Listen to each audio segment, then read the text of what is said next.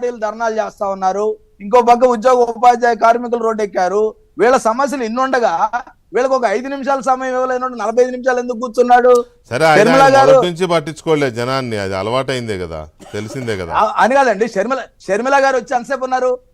కుటుంబం తరపున ఆహ్వానం ఇవ్వడానికి వచ్చినటువంటి వ్యక్తికి ఎంత సమయం కేటాయించారు? అక్కడ కేటాయించిన సమయం ఏంది? విశేషం లేకుండా జగన్మోహన్ రెడ్డి అవసరం లేకుండా ఏ వ్యక్తి దగ్గరకైనా వెళ్ళి కలిసిన సందర్భం ఉందా చెప్పండి? ఇక్కడే కాదు, అమిత్ షా గారి దగ్గరకు కానీ, మోడీ గారి దగ్గరకు కానీ, లేకపోతే ఎవరి దగ్గరకు వెళ్ళినా సరే, గతంలో ఏదైతే కాంగ్రెస్ పార్టీ అధికారంలో ఉన్నప్పుడు అక్కడికి వెళ్ళి కలిసిన అవసరం లేకుండా జగన్మోహన్ రెడ్డి గారు ఎవరి దగ్గర 10 నిమిషాల కన్నా ఎక్కువ గడిపారా? 45 నిమిషాలు గడపడంలో ఉద్దేశం ఏంటి? ఖచ్చితంగా ఇది సహాయార్థం కోసం. అంటే గడపకూడదని 45 నిమిషాలు ఆయన ఏకాంతంగా ఉండకూడదని రాజ్యాంగంలో రాయలేదు కదా.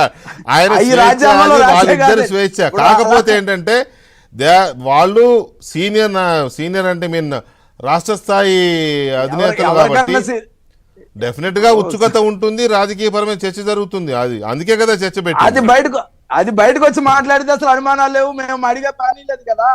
అవును, వాళ్ళు ఏం మాట్లాడుకున్నా ఆయన ఎప్పుడైనా సరే ప్రధానమంత్రిని కలిసినా గానీ ఎప్పుడు కూడా మీటింగ్ పెట్టలే. ఈ రోజు కూడా ఇప్పుడు ఆయన బయటకు వచ్చిన తర్వాత ఆయన ఆరోగ్య వివరాలు తెలుసుకున్నానంటే ఎవరికి కావాలి చర్చ? ఎందుకు ప్రభాకర్ గారు ఎందుకు రహస్యం కదా అది. రహస్యాన్ని ఛేదించడంలో వెంకటకృష్ణ గారు మనందరం కూర్చున్నాం.